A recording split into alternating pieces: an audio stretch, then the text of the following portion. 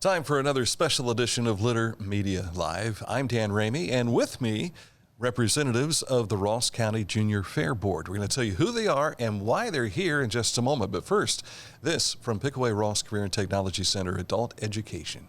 Find a career you love with Pickaway-Ross Adult Education. Skilled trades careers are in high demand with no signs of slowing down. Pickaway-Ross offers career training programs with expert instructors and hands-on learning tactics to create a variety of opportunities. Visit our website for more information. It has been a while since the Hurricane Helene came through western North Carolina and parts of that portion of America. And the Ross County Junior Fair Board is, I think, doing a great job by delaying this fundraiser that they're having for hurricane relief. We'll explain how all this is working out in just a moment. We have with us, to the far right on your screen, is Lily Weaver, also Lorelei Bluck, and Maddie Huff. Thank you for coming in today. Thank you for having us. Thanks. Sure. First, let's talk about why you delayed these efforts. Yeah, sure. So we decided pretty early on after Hurricane Helene hit that the Junior Fair Board wanted to do something about it. But we know that hurricane relief efforts last much longer than the coverage that they get in the media. And we knew that there are going to be items needed for months, even years after the moment it hit. And so we decided that by delaying our fundraiser, we could get some of those most needed items that they need now to people during the holiday season. When Lily reached out to me with can we come on and talk about this? I thought to myself, you know what? So many people probably have forgotten about the recovery efforts, but this is very timely, especially at this time of the season. So you have a connection to Western North Carolina. You girls are learning about this connection. Tell us what it's taken to put all this together. Yes, so I have a connection to Western North Carolina. My college roommate and very dear friend now is from North Carolina and works with the farm credit system in North Carolina. And so while she was not directly impacted by the hurricane devastation herself, her, customers and the people that she works with were directly connected. And so from the moment it hit, I knew that we wanted to do something here as well.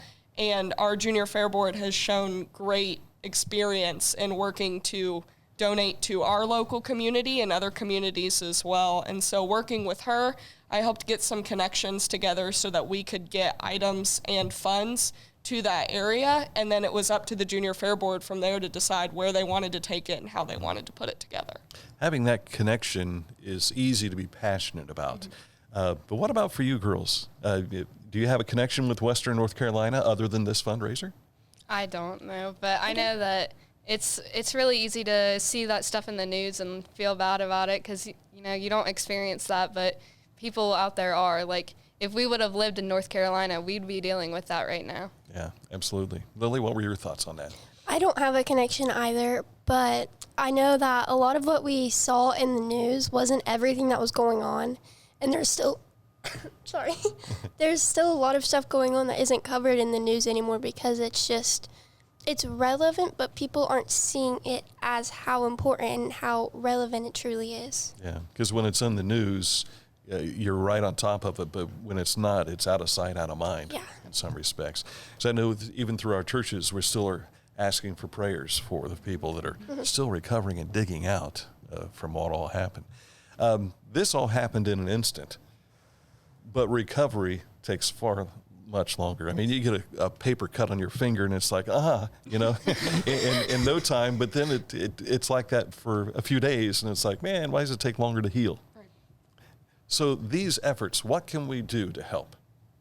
Sure. So we put together a fundraiser that is connected to items that are most needed in the areas of Western North Carolina right now. So we know that because the relief efforts take a long time, some of the transportation, the roads, the access to stores are not there for us to grab all these items here in Ross County and get them down to North Carolina. And so we put together a fundraiser where you can go to, it's go.osu.edu/JFB Hurricane Relief. Mm-hmm. And at that site, you can then look through a list of items that we've put together. They range from $100 heaters to $5, packages of water. There's can openers, which is something that I had never thought about. Like, a lot of cans are donated to these areas, but if you don't have a can opener, then you can't access the food within that can very safely. And so it's a list of items that you can select how much you want to donate of the funds for those items.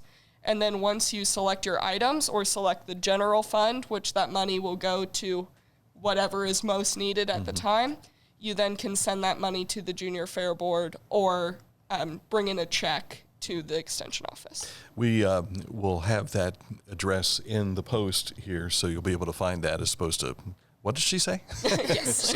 So we'll have that in the post here that you'll be able to follow through. So we're seeing some of the how. We've talked about the why in that respect, but you saw this past summer in a fundraiser that was a food fundraiser, so to speak. You saw the efforts of these kids. And first of all, tell us how much was raised in regards to food and where that stands out amongst others. Okay, so last year we did the Stock the Trailer. That's where we partnered with Farm Credit. And for that, all we did was we put a livestock trailer in our junior fair building at the fair, and people could either bring in items or they could donate money for us to go buy stuff. We actually won our region for the most amount because they weigh your trailer once you get there. And how much was that? I think it was 140 pounds. It was 30,140 pounds. Oh, yeah. Sorry. Yes. Yeah, there's 30,000 more. Give or take. Yeah. So we're talking, that's 15 tons of food. That's incredible. Yeah. Yes, and all that food was donated to the Good Samaritan Food Bank here in Chillicothe, and so that was a local effort, but other counties across the state were also participating in those efforts. I believe the next closest county was around 16,000 pounds, which is still an awesome effort, great things to see, but it was just very interesting and eye-opening for me to see how Ross County just blew it out of the water with helping our local community. It doesn't surprise me because this community is so giving. And let's face it, you've got a pretty good sized fair. And it rivals the state fair sometimes, I think, in some respects. So the giving part, easy for the folks here, especially when they know that, someplace like Good Sam just needs the food all the time because they're always being hounded by the need that is there. It's constant, it seems. Lily, what were your thoughts as you saw this food start to gather in this trailer? And next thing you know, it's like, we got a lot of food here. I thought it wasn't surprising, as you said, because our community is so giving, and I feel like everybody in our community cares a lot about other people. And I wasn't sure how much we were going to get because I wasn't sure if we were going to be able to rally as much people as we wanted.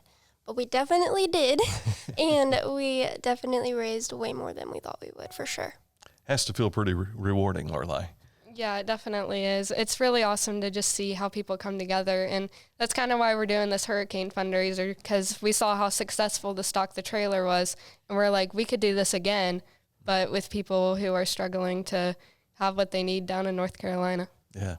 This is the how do we say this? The civil educational part of 4-H, isn't it? Because these kids are learning something now that they'll be able to use as adults to help others. And when they look for somebody who's going to lead us through this, these guys are, because they've learned.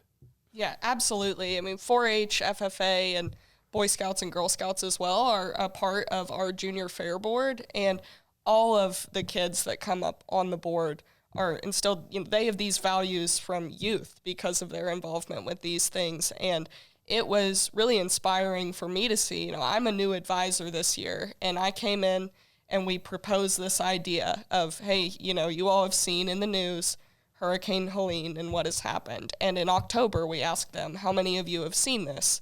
And almost everybody, had seen it in the news, and they knew they wanted to do something. But we decided to table that discussion until November to help delay, as we had discussed earlier.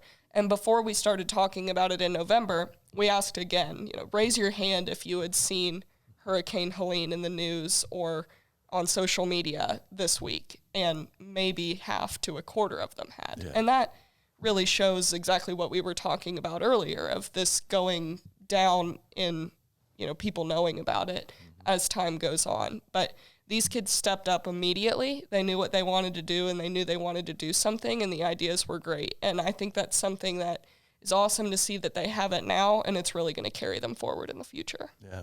And this is not exclusive to our Ross County Junior Fair Board in regards to all the organizations you're involved with.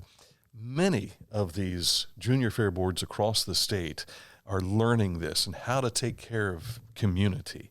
And so this is something very important.